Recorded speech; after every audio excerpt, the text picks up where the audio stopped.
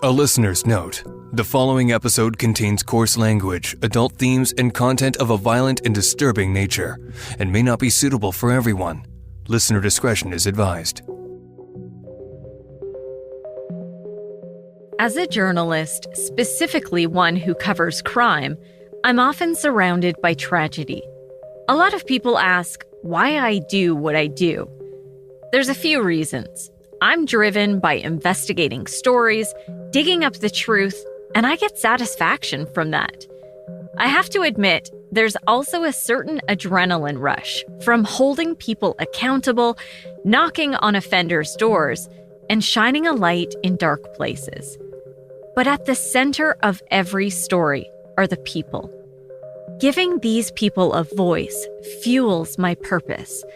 So many of these victims and their families inspire me. Today, I want to share the story of a young woman who's been through the fiercest of storms, and she's proven over and over nothing can destroy the fire within her. I think I cried that whole night, maybe for till morning, and the next days are just a blur. I was in a space of grief where I don't really recall the months or the days.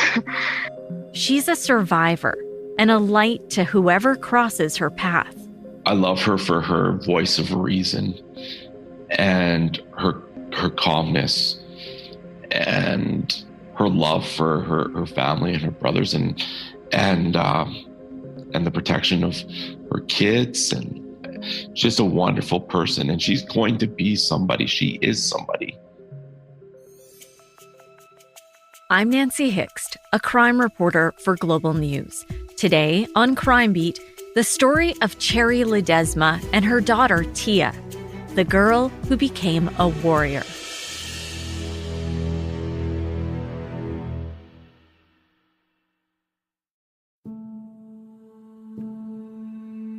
In early November 2011, Cherry Ledesma was looking forward to a fresh start. She was living in temporary housing run by a social agency. Cherry and her common-law husband, Greg, lived in the basement, and two roommates lived upstairs. She was waiting to get into a substance abuse treatment program. Cherry battled addictions most of her life and had been in treatment before, but this time, she was determined to make it work. The mother of 5 was very close with her kids, and they regularly called and often stopped by to see her. But for a couple days that month, no one could reach her. Her second oldest son, Marlon, thought it was strange that she wasn't answering her phone. He called his older brother, Paul, and asked him to check up on her. When he did, Cherry's common-law husband told Paul she went downtown. That wasn't uncommon, but it didn't make sense for her to stay out for more than a few hours at a time. The weather was beginning to turn, and there was already snow on the ground. The fact that Cherry had left the home to go downtown and spend some time with friends didn't really raise any alarms, because the people living in that home at that time were of a transient nature. And so even though they had a place to go back to, I don't think it would have been uncommon for any of them to disappear for a few days at a time, go spend time with friends somewhere else, and then come back. That's Calgary Police Homicide Detective Dave Sweet. If you're a regular listener to Crime Beat, you're likely familiar with him. Detective Sweet is a veteran officer and a determined investigator, well known for the compassion he shows with the families of the victims. Yeah, I remember specifically when this investigation started. It was a cold evening in November of 2011. And it was about 9 o'clock at night when I got a phone call from my staff sergeant at the time. On November 4th, Sweet was called to Cherry Ledesma's home. It all started with a call to 911. This was not the first time police had been called to this home. In fact, officers were called 37 times to that address just that year. When investigators arrived, they went into the basement and found an ominous message on the wall.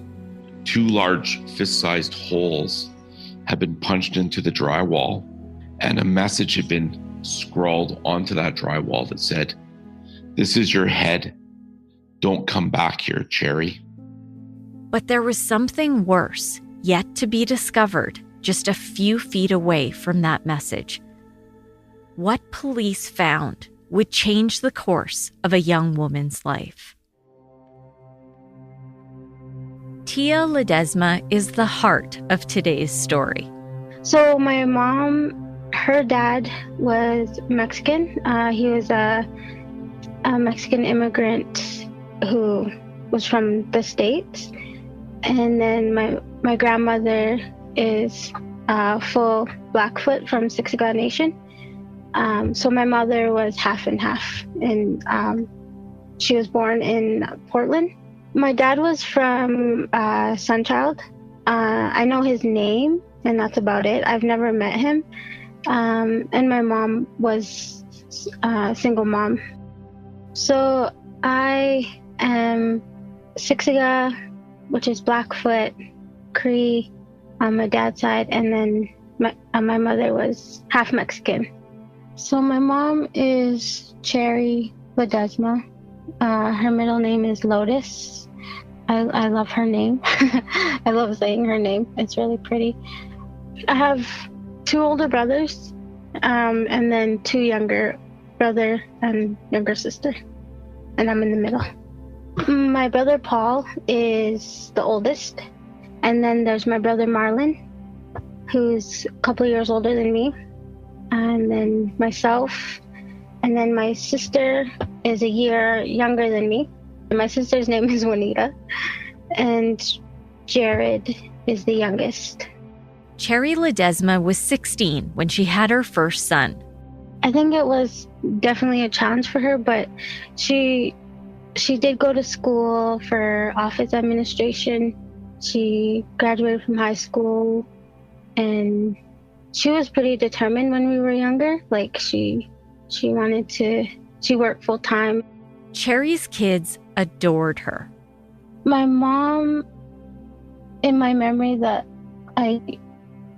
picture that I have of her in my head, she's beautiful, young, Blackfoot Mexican woman with long, wavy hair, and she always loved to laugh. She always loved to joke around. She was very artistic. I remember being little and watching her draw and sketch and write. She had very pretty writing, and just trying to copy her. And trying to copy the things that she drew or how she wrote. She would draw a little cartoon native girl with long braids wearing a shawl. And we would just sit and I would copy her drawings. As a young girl, my mom she loved to cook. She was always, like I said, she was always laughing. Cherry worked hard to keep her heritage, both Mexican and Indigenous, at the center of their family life. Feasts were a big thing. And then my mother also cooked a lot of Mexican food, like enchiladas, tacos. The house would have a strong smell of chili a lot of the time. So she definitely, we definitely ate a lot of traditional foods and also a lot of Mexican foods. We would smudge, we would attend powwows, round dances. My grandmother would speak Blackfoot to us, or we would hear it in my aunties and uncles, and I was taught to jingle just and fancy dance, and so it was a part of our life when we were children. But Tia said there was also a darker side to her childhood. The other part of it was wondering where she was, or why she was crying, or being scared because, they were drinking, and I just wanted her to be with us. a lot of the times we would go months without seeing her. And I realize now those were the times that she was either in treatment or she was really into her drugs and alcohol at that time. So there were a lot of times when we were younger, either there would be a lot of drinking in the home or wondering where she was and waiting for her to come back. Another part of that was her relationships were always extremely abusive. Like, I witnessed a lot of times of her getting beat up or fighting, yelling, and the house being torn apart from an angry man. And I witnessed that a lot when we were younger, and that's something that she also struggled with, was trying to leave those violent relationships. When those violent situations happened, her older brothers took charge and made sure Tia and her two younger siblings were safe. They definitely been through some rough times with her boyfriends or their stepdad. They knew when to run and they knew when to hide, which is something that that's how they would keep us safe, because they already knew when something was going to happen or when something, they just knew. So they've been through it and they've seen that their whole life. I know that they witnessed a lot of terrible things, and they also had a lot of violence against themselves, but they were very protective. They would take care of us, and they were just children themselves. Tia remembers the turning point in her home life. Well, my brother I think he took care of us for 2 weeks on his own, and he was only 15 or 16 years old. That was Paul. I was 9, my sister was 8, and my little brother was 4 or 5. And he took care of us for a couple of weeks. He was feeding us. It was summertime, and so he even took us to Stampede, and he was just young. And then I think he reached out for help, and at that time, social services was called. That day is burned into Tia's memory. I know I have this, the image always stays with me. He was crying on the couch when the social workers were telling us to pack up, and he was telling us he was sorry, that he was just crying, saying sorry while we were packing up our bags. That was the day her world was ripped apart. I went into foster care, and so I became a PGO, a permanent ward. We were put into a white ladies' home, and that became a permanent residence. My older brothers, they were already old enough to take care of themselves, and so they didn't come into care. And they were just young teenagers, but me, my brother, and my sister, thankfully, we were all able to go into the same home together when we went into care. And we were there from when I was 9 years old till I was 17. For a while, Tia said they were allowed to see their mother, but soon that ended too. Pretty much after those visits with my mom, there's 4 or 5 of them over the span of like 6 months. We weren't able to have any visits with any family or my mom. That was extremely painful. Going into care, I think I cried for my mom for about a year every night. And the same with my siblings. Like, we just didn't understand why we couldn't go home, because we were always either with family or on the reserve. And so being apart from all of that it's still really painful to talk about. I've been trying to think of the right words to describe Tia. She's small in stature, but fierce in spirit. That really comes across in how she handles adversity. Tia said they were just kids, and they had no idea why their mother would let them go. Forget about them. they felt abandoned.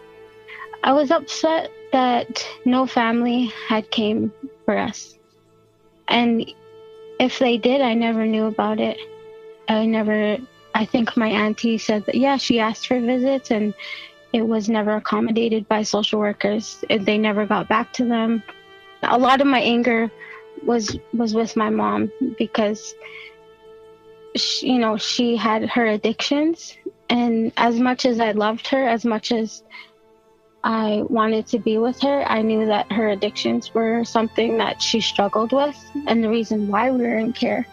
So it was a lot of anger and frustration, just praying and wishing that she would get better for us. Tia said she took solace in having her little sister and brother with her, and her foster mother treated them well. It was a safe place. It was a good place. She traveled with us. We went to the States a lot. We went to BC a lot. And she definitely shown us a lot of love and care. But Tia said, though she was well cared for, something was always missing. I think it's really difficult when Native children go into white homes because, they don't know themselves what it is, right? So how are they supposed to maintain a culture that they don't know about? But yeah, it is really important when kids go into care that they at least have some culture in their life. It was many years later before Tia saw the rest of her family. I actually ran into my brother Paul at the mall when I think I was 16. We were just kind of staring at each other, and my brother and sister were with me, and we're all walking, and we're like, is that Paul? And it was a happy reunion because we hadn't seen him in at least 7 years, and it was just a really happy moment where it was just like, wow, this is our older brother. We couldn't believe it. I didn't think I would see him for a long, I didn't think I would see him ever again, actually. A year later, when Tia was 17, she left her foster home and got her own apartment. She was still technically in care until she was 18, but because she had already been working for several years, she was able to try independent living. But that transition wasn't an easy one. I was very lost when I aged out of care. I no longer belonged at the home I was at. I was pretty much on my own, and then I knew nobody. My mother was even a stranger to me. My older brothers were strangers to me. My aunties and uncles. I think I had one cousin that she's like a sister that she never forgot me. That was one person that didn't forget me. So that one person, that one connection was able to bring me back. Tia moved in with her aunt on Siksika Nation, which is located an hour east of Calgary and has a total population of about 7,500 members. It's estimated half of those members live there. On Siksika is where Tia finally reconnected with her mother, Cherry Ledesma. Yeah, I ran into her in town, and we realized that we actually lived really close to each other. She had moved on reserve.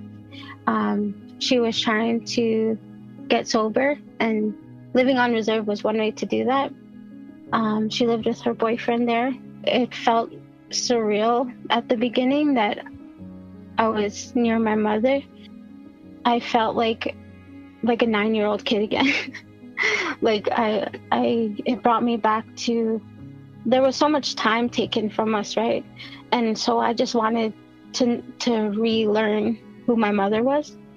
So every day I would walk to her house, and she taught me how to fish. We would go for long walks. We would go visit her mother, my grandmother, at the Elders Lodge in Siksika. We would just spend a lot of time together, and it was a really happy time to be able to be close to my mom again.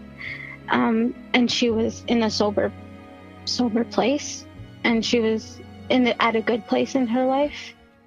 After so many lost years, Tia was grateful to have her mother back, to be able to finally reconnect. It was only then that she learned why her mother disappeared all those years ago. When I asked her when I was 18, I was like, so what happened? And that's all she told me, is that she went to jail, and she didn't go into details of why. She told me that she loved us so much that she wanted us to have a good life, and that it wasn't with her when we were younger.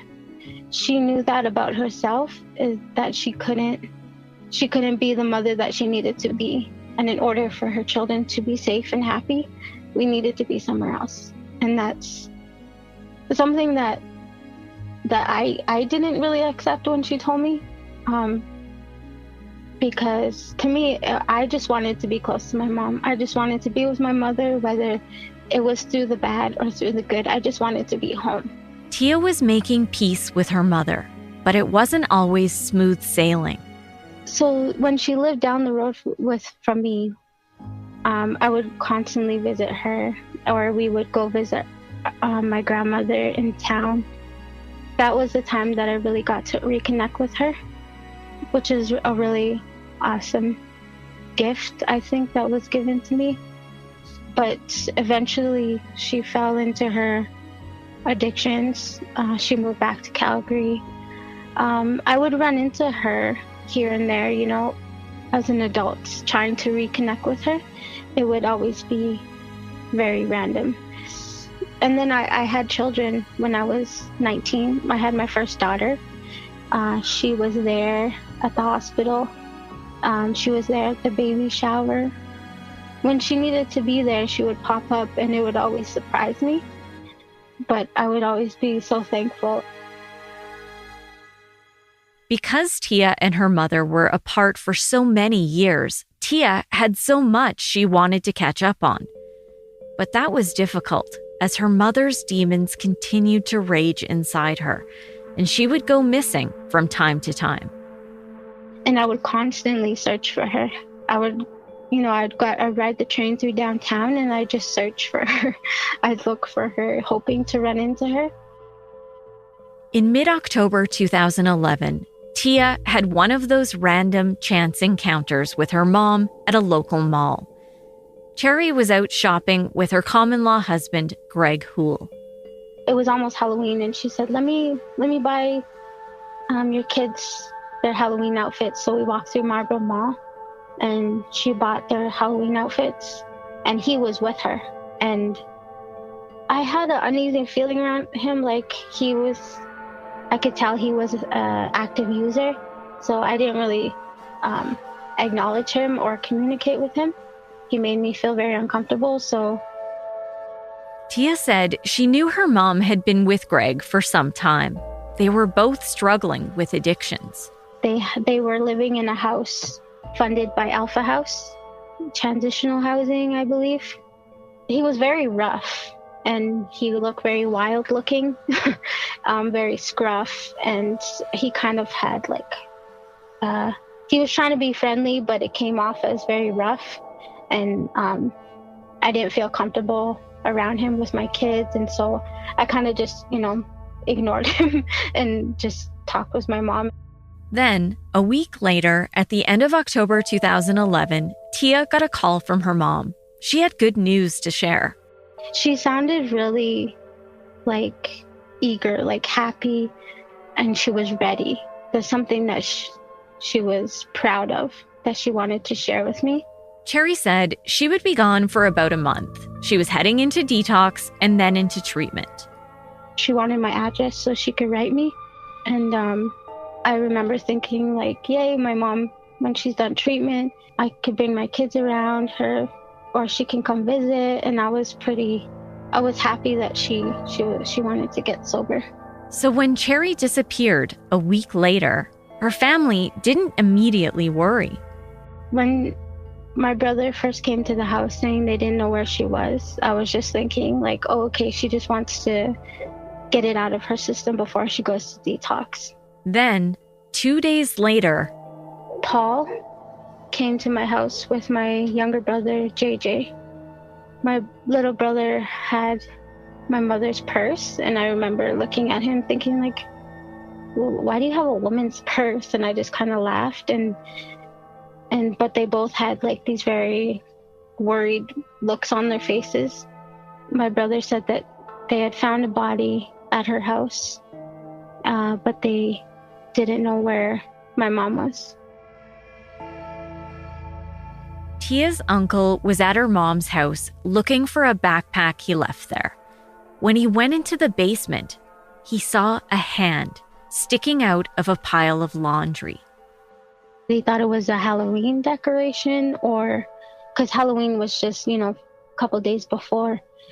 But they were spooked. When they seen that hand, they were spooked. They called the cops, and I think they knew it wasn't something good.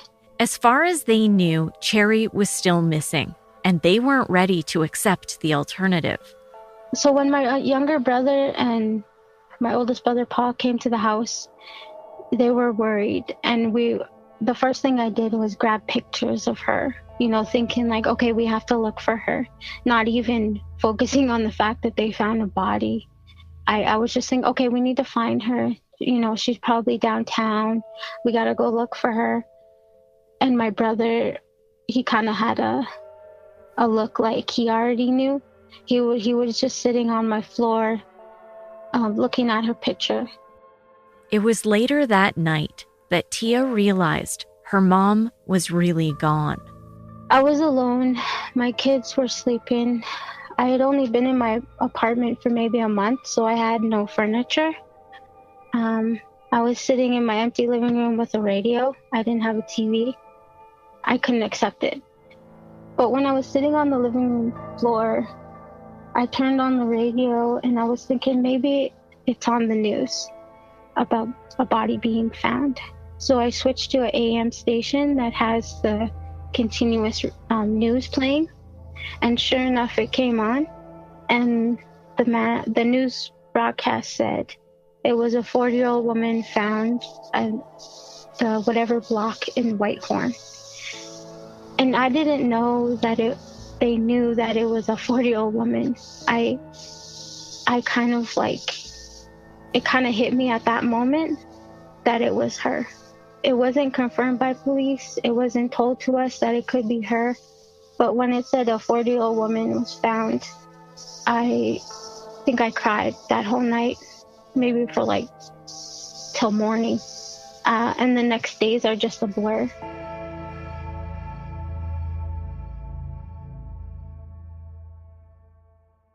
On November 4th, 2011, police were met with that dark message scrawled in marker on Cherry Ledesma's basement wall. A few steps away, investigators found the body of a woman hidden in the laundry room. Yeah, she had been almost hidden in plain view. She had been covered with a lot of clothes that had been sort of piled up on top of her. Homicide detective Dave Sweet was assigned as the primary investigator. He said the woman was beaten beyond recognition. Sadly, she had been brutally beaten about the face, and so identification that way was very, very difficult. And we started to see evidence of a disturbance, evidence of a struggle. We saw blood in different areas of the basement, not just in the laundry room. And we found a broken, I'll call it a stereo speaker, that had been smashed into a number of different pieces in that laundry room near the clothing. Police tried to track down Cherry's common-law husband, but he was nowhere to be found. I mean, we have a very active homicide investigation at this point in time. There wasn't a lot of light down in the basement, and so a decision was made that we were going to begin processing the scene the following day, and that's exactly what we did. The home was sealed off as a crime scene. In the meantime, police needed to talk to witnesses, including the two roommates who lived in the upstairs of the home. The problem was getting people to talk.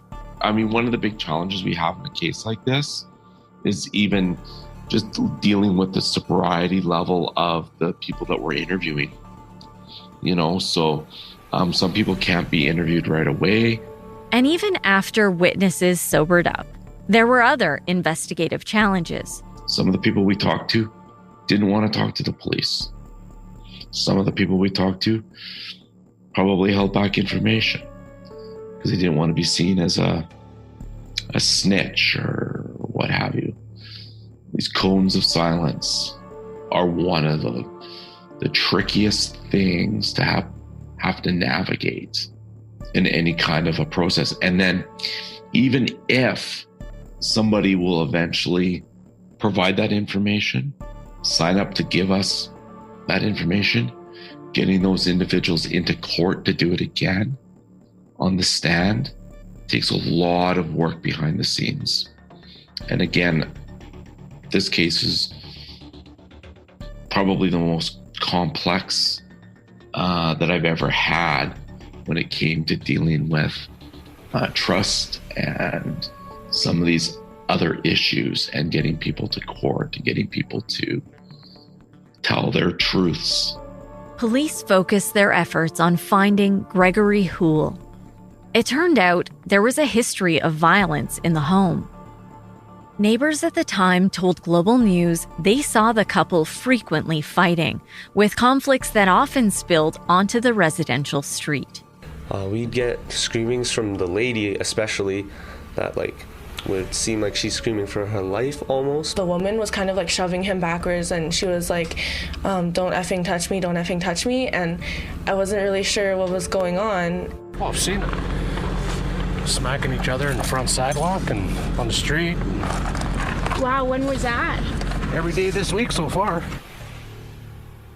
Just 7 hours into the homicide investigation, police made an arrest. And Greg Houle was subsequently located at about 3 a.m. on November 5th at one of the city's homeless shelters. And at the time he was found, he was wearing clothing that had visible blood on it. And he was suffering from several injuries that were consistent with him being involved in a fight. And those injuries were deep scratch marks on both of his arms. Cherry died as a result of multiple blunt force trauma to her body, and that her death was a homicide. In this particular case, the blunt force trauma was caused by something hard hitting Cherry multiple times. At the scene, we had found a broken piece of stereo equipment that I think was one of the primary weapons used to cause the egregious injuries to her. Police said all evidence pointed to a domestic homicide. We were able to identify forensically through the 2 fish-shaped holes that were punched in the drywall. There was DNA, actually specifically blood, likely from the knuckles of whoever caused those holes. We found blood on the inside of the drywall that came back to belonging to Greg. We also found Cherry's blood, biological material, one of Greg's shoes. And then of the broken up bits of wood and things that were used to, I believe, strike Cherry, we found a mixture of both Greg and Cherry's blood on one of those objects. Gregory Houle was charged with the second-degree murder of Cherry Ledesma. That's when police revealed more information about the couple's history of domestic violence. Remember, police said they were called to the home 37 times that year. And over the past year leading up to her death, the police had been to 6 different domestic-related complaints involving the couple. Police responded to the most recent domestic call involving Cherry and Gregory Houle on November 1st, 3 days before Cherry was found, just 1 day before she was killed. At that time, Patty McCallum was the staff sergeant in the domestic conflict unit and spoke to the media about this case. The pattern clearly shows that alcohol abuse is one of the factors that we've seen repeatedly. In this particular case, with this couple, we have 6 domestic-related calls. Police said the domestic conflict unit was not notified in this case. For some unknown reason, those specialized officers weren't engaged, as this wasn't considered a high-risk case when officers responded to those 6 domestic calls. A spokesperson from a community help group who specifically deals with family violence prevention also spoke to the media about this case. You can't force somebody into treatment.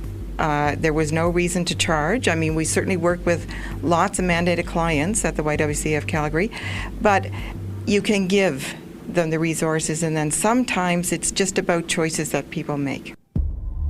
At the time, police said they would conduct a review with several community partners who worked with the couple in an effort to find ways to better coordinate response and for ways to intervene before it's too late. Since then, the Calgary Police Service has created specialized domestic conflict response teams where a trained police officer is paired with a social worker. These teams are notified of all domestic calls, and the goal is early intervention to try to prevent tragedies like Cherry's. In most of those cases, the couple's arguments seem to stem from or were fueled by the consumption of alcohol. The most recent of those events occurred actually only 3 days prior to her murder. And it was in that particular call to police, it was initiated by a neighbor who had seen Cherry screaming for police outside of the residence. On that particular occasion, the police attended. Greg was seen getting onto a bicycle and leaving the area. And then Cherry made the decision not to talk to the police any further.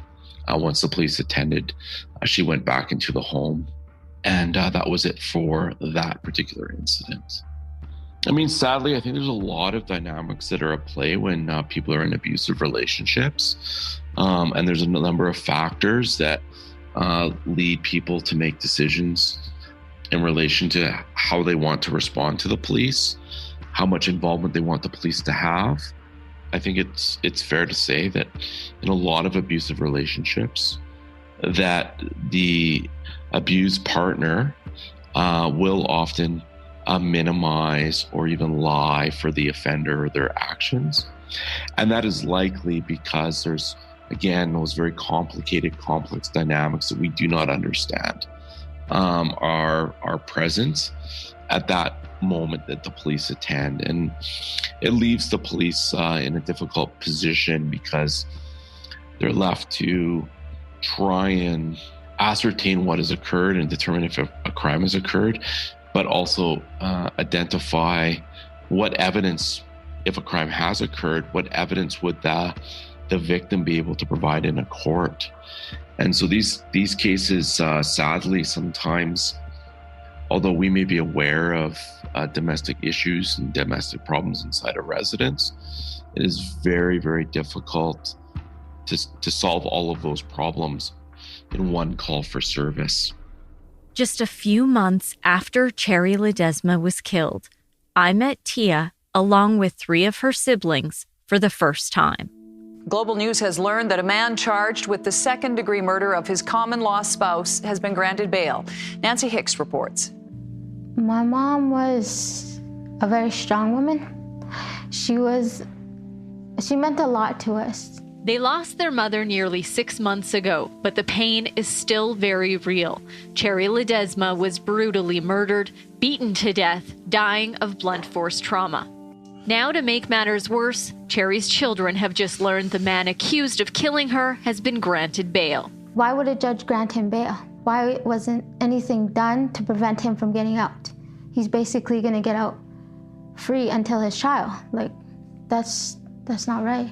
Cherry was killed last November. Her common-law husband, Gregory Sanders Houle, is charged with second-degree murder. When he went to jail, I was glad they got him. I thought it was an open, shut case. Police believe Cherry was dead inside her home for at least 36 hours before she was found. And nobody said anything. They just hid her body. And then my family found her. But this wasn't an open and shut case. In the end, Gregory Houle stood trial for manslaughter. Tia attended that trial. She became a voice for her mother. Exhausting and painful to hear all that happened to her, and to be sitting in the same room as someone who killed your mom. It was painful, and it took a lot out of all of our family. During the trial, it was revealed Gregory Houle threatened to murder Cherry Ledesma with a metal pole 1 week before he followed through with his threats and killed her. Defense argued it was rational to conclude that someone other than Houle committed the crime. But the judge found, given the totality of the evidence, the only reasonable inference to be drawn from the facts in this case was that Houle was responsible.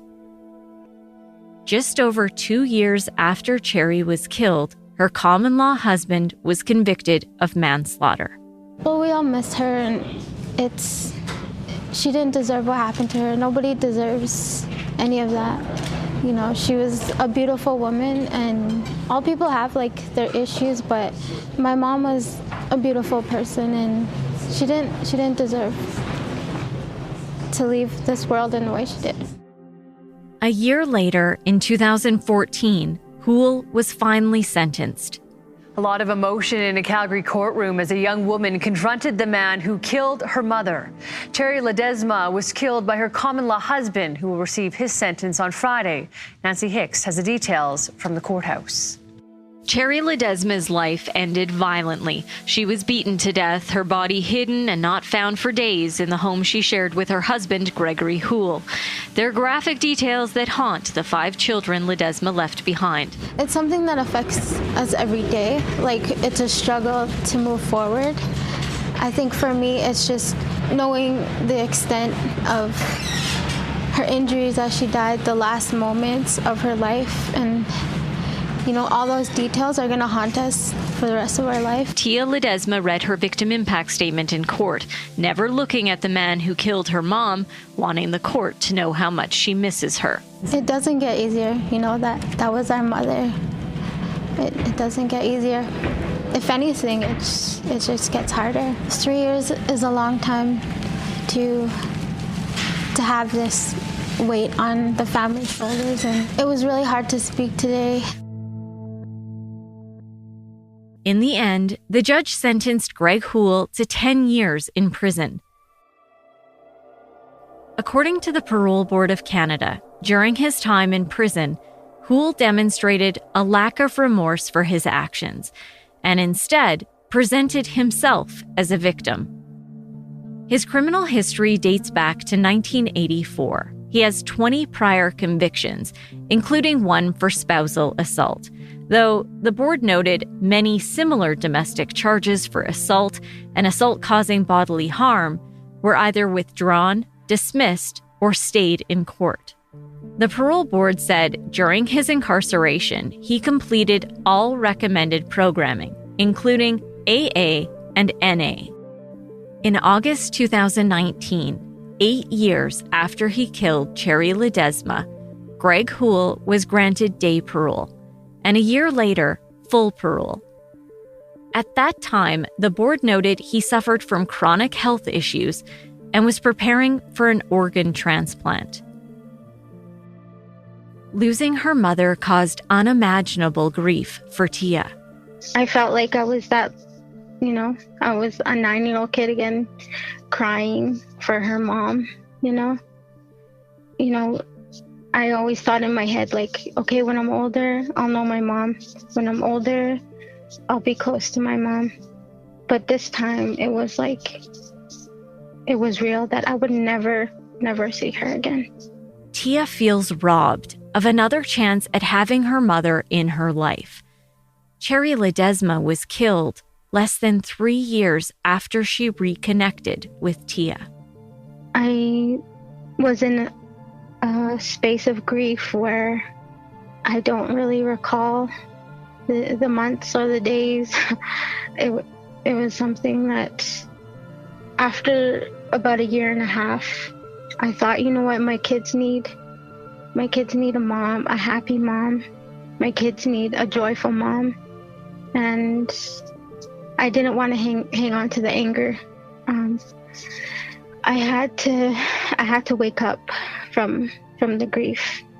It's about a year after she passed. I signed up for school, and I really thought, I have to honor my mom. I have to make her proud. And that's what really pushed me to move past that grief. Tia attended the Riel Institute, a nonprofit society that provides education to Indigenous people with emphasis on cultural knowledge, cultural pride, and building self-esteem. Through this education, Tia was able to see her mother and the path she was on in a whole different light. It's, for Native people, by Native people. So I thought, this would be a good way to transition back into regular school, to regular education. So going there, I got my child and youth certificate, but at the same time, I learned a lot about my history. And something that was not taught to me in school was not taught to me by family, or, it's just something that is not taught in mainstream society. But it was a huge part of, a step into healing. Before going through the Riel Institute, Tia didn't realize what her mother had been through or the intergenerational trauma she experienced. It totally opened my eyes to the fact that my anger was directed at the wrong person, because where she was brought to in life was not her own doing. Like, people have their choices in life, but I think my mom had so much pain, so much traumatic experiences that stem from growing up in care, that stem from her mother not being there. And, and then I think about what my grandma went through. It's crazy to me that I had a lot of guilt afterward for being angry with my mother. My eyes being open to the fact that I come from the effects of residential school. Tia's grandmother, on her mother's side, was born on the Siksika First Nation. She was one of thousands of Indigenous, Métis, and Inuit children from across Canada ripped from her family and put into a residential school. She was forced to attend a government-funded, church-run school. Many of the kids sent to residential schools suffered severe sexual, physical, and emotional abuse. The goal was to assimilate these children. They weren't allowed to speak their Indigenous languages or practice their cultural traditions. Yeah, they were successful. In my family, it was definitely stolen from us. I should know Blackfoot. And if my mother was raised with her Mexican family, her heritage, I would know Spanish. So those would be my two home languages, but no, I don't know either of them. I think I was called an apple when I aged out of care, which is like I have, from the outside I look Native, but on the inside I was a little white girl. Yeah. I think it was one of my teachers when I went to the school. I was trying to finish high school on reserve, and one of the teachers called me an apple. I carried a lot of anger growing up in foster care.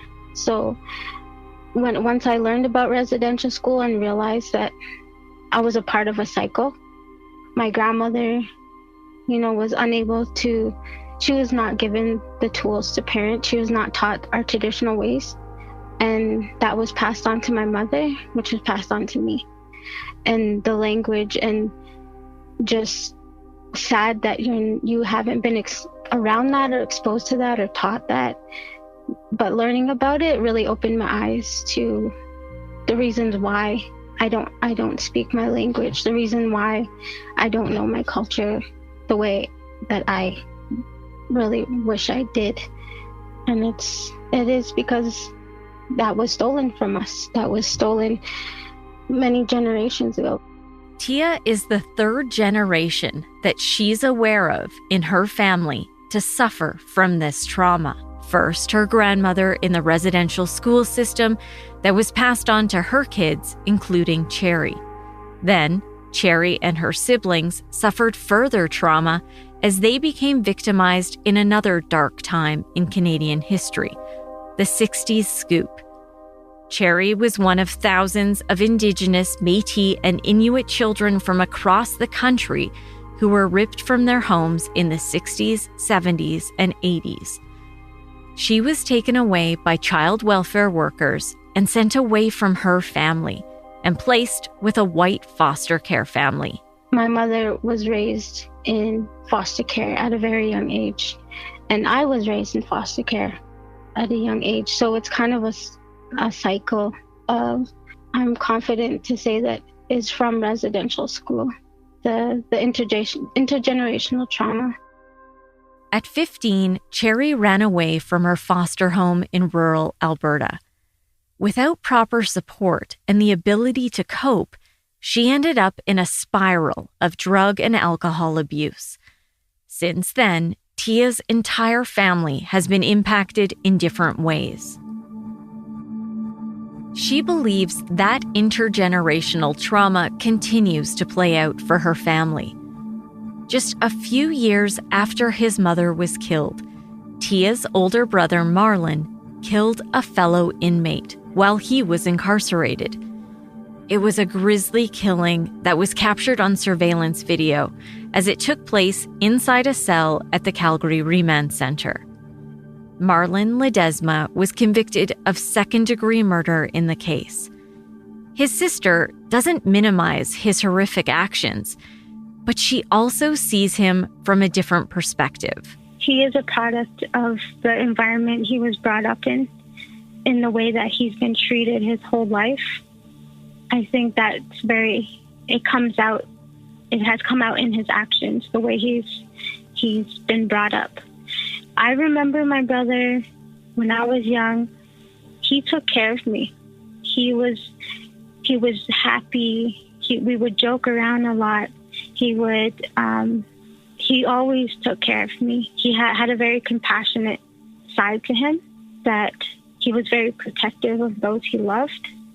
But at the same time, he's been through so much. Like, he's gone through things that I can't even imagine going through as a young boy, like as a young child, that him growing up in that environment and then having to live in the society that we do, it's like, how could he not turn out the way he has?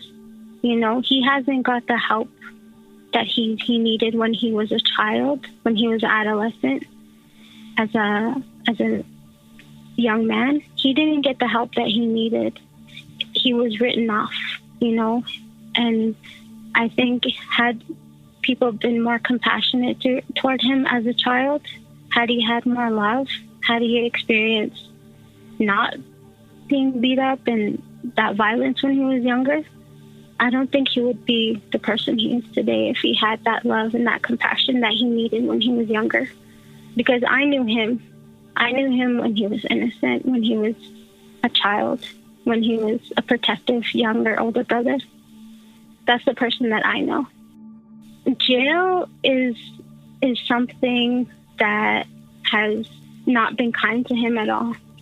His mental state, when he did what he did, when he's violent, that's not the person that he is. You know, I think that drugs have really rewired his brain, have changed the person that he is.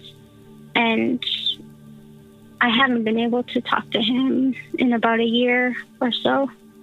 And when I do, he's not the same brother that I knew. Tia works hard to stop the cycle of pain that is often reflected in patterns of violence and addictions in her family. I think different people have different reactions when they have that type of trauma of seeing your family struggle with addictions. You either live totally opposite from it, or you live that same exact lifestyle. I think there's those two avenues that people take.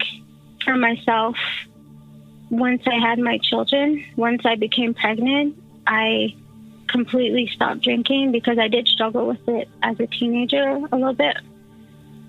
But once I became a mom, I thought, you know what, I'm not going to put my kids through the same that I've been through. There's no way that I'm going to expose them to even a little bit of that. You know, I didn't want to continue it. I thought this is something that was so painful for me that there's no way that I could ever do that to my children. Still, Tia knows she's been impacted by the trauma she survived. That includes attending the trial for her mother's killer. So after I went to Riel Institute, I signed up for the Youth Justice Program at Bow Valley College. I actually have one more semester to get my Youth Justice Diploma. That was in 2013. And the reason why I dropped out was because my mother's trial was during my semester at Bow Valley College. So trying to be there at the trial and then also trying to focus on school was really difficult. It kind of brought me back to when she first passed away, because when you go to the trial, you learn about all of her injuries. You learn about all the incidents that happened up until that point. You learn about the man who did it. You learn about the fact that her worker came to the house looking for her to bring her to detox, and she wasn't there. All of that was really difficult to learn about, that I couldn't finish school. I am now a admin support for children's services, and I've been there for about 5 years now. A social service office for Siksika children specifically. It's for kids that come into care that are Siksika here in the city. So they don't go into the mainstream social services system. We have our own children's service office and our own homes and our own foster homes that we try to keep them managed by the nation. Well, when I first went there, it was kind of surreal for me because, you know, my file was actually there at Siksika Children's Services, and then to now be working for them, it was really strange to me. But I'm glad that I can work for my nation. It does feel like I am able to give back in a way. I could really see that I had a different perspective about looking at these families that come in and really treating them with compassion and knowing the pain and the struggle of, you know, trying to get your kids back or wanting to see your children or your grandchildren. So that's something that I feel very deeply for people that have to deal with children's services, because it is a struggle. And then there's the daily stresses of dealing with racism. It was something more that I had to struggle with as a young mom. Because I do look so young, I would get a lot of looks and a lot of like older people muttering under their breaths about, you know, being Native with young kids. So it is something that I've gotten used to. It's an everyday thing, you know. It's just a normal thing. We walk into, like, say, Shoppers, I'm going to be followed. Tia believes education can be a powerful tool, to help us understand and empathize with those who suffered through a dark time in our country's history. I think more people should be educated about it. I think Alberta is very conservative, and maybe that part of history they either don't care about or it hasn't been taught to them. So I think that's why racism is such a problem here and all over Canada, is because they don't know the history. I think that everyone should learn about it because it is a part of Canadian history, and I think it would broaden a lot of people's perspectives on Native people. There has been a lot of more awareness about it, but that needs to grow, definitely. And same with learning about the missing and murdered Indigenous women in Canada. People just putting that effort in to at least read about it, learn about it, hear someone speak about it, you know? I think that would bring us closer in ways that not to be so judgmental or rush to conclusions that write them off as, a drunk, write them off as an addict. Tia's mother is one of a staggering number of Indigenous women who have been murdered in Canada. According to the Assembly of First Nations, Indigenous women and girls are 5 times more likely to experience violence than any other population in Canada, and this violence tends to result in more serious harm. I'm going to share a few statistics gathered during the 2016 National Roundtable on Missing and Murdered Indigenous Women and Girls. Indigenous women like Cherry make up 16% of all female homicide victims and 11% of missing women, even though Indigenous people make up 4.3% of the population of Canada. Indigenous women are 3 times more likely than non-Indigenous women to be victims of violence. But to Tia and her family, Cherry was much more than a statistic. I want them to know that she really fought hard, and she was a very beautiful person. I want people to know that her life wasn't disposable and that she didn't deserve what she got. She didn't deserve to be beaten to death, She was a beautiful mother. She was loved by our family, and her death hit us really hard. Detective Dave Sweet witnessed firsthand the impact Cherry's death had on her family. What I always remember about this family was that as siblings, they always came back together to support one another.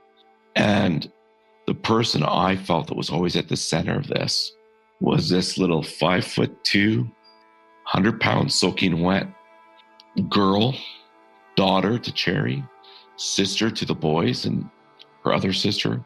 She was like a beacon of light, really, for a family that at times, had some turbulence for sure. But she seemed to be somebody that people always went back to. And that's something I have great respect for Tia in relation to being able to create an environment, become this matriarch of this family for her brother specifically, and her sister, and a place where they could go when they needed to go somewhere and feel loved and safe. And so, and she took that on. And, I love her for her voice of reason and her calmness and her love for her family and her brothers and the protection of her kids, and just a wonderful person. And she's going to be somebody. She is somebody, and she's going to she's going to build and build on that over the rest of her life. And I really, really appreciate that about her. Detective Sweet has written a book about the lessons he's learned during his time as a police officer. In that book, there's a section specifically about Tia. Most would have written her off as a lost cause. Several of her family members had either been murdered or were murderers themselves. Throughout her life, she had been surrounded by people afflicted by alcohol, drug abuse, and the hell those demons bring. The deck was stacked against her to live a very different life if she chose to follow the script others expected of her. She didn't. She chose her own way. Dave is so kind. Like he's been awesome. Right away after he became involved with the case, he treated us with so much respect, so much compassion, that I felt really comfortable talking to him and going to him with all of my stupid questions about, forensics and court and trial. He's someone that you can really tell he cares about the people that he's helping. And yeah, that's had a lasting effect, because I still have his number on my phone, so I know I could call him when I need to, which is really awesome to have. Tia works hard to make sure her family's history and culture will not be forgotten by her own kids. So I try to bring them to, powwows. I'm trying to learn my language as best as I can, when I can. And, we smudge every day. We talk about, I've taught them to pray, talking about when you need Creator, He's there for you, speaking to my kids, praying with them and telling them about, because I've even told my kids about residential school. I think it's something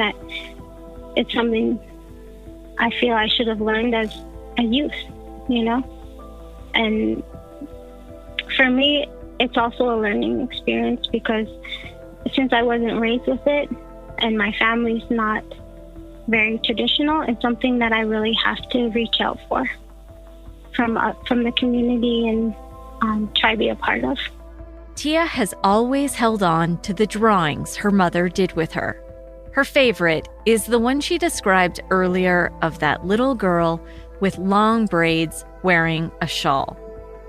When she looks at that picture, she's reminded of a time before her own innocence was stolen. And now, she draws with her own kids as she inspires them to become warriors like her. Because I really want a different life for my kids.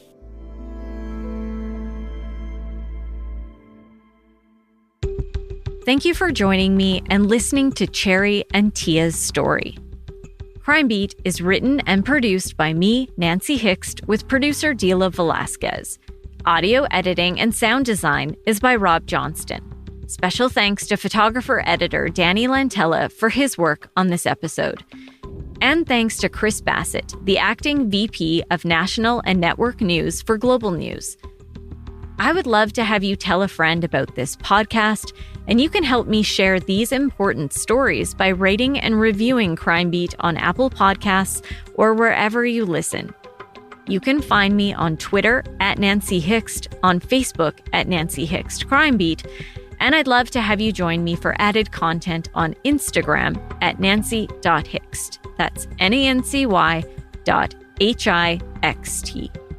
Thanks again for listening. Please join me next time.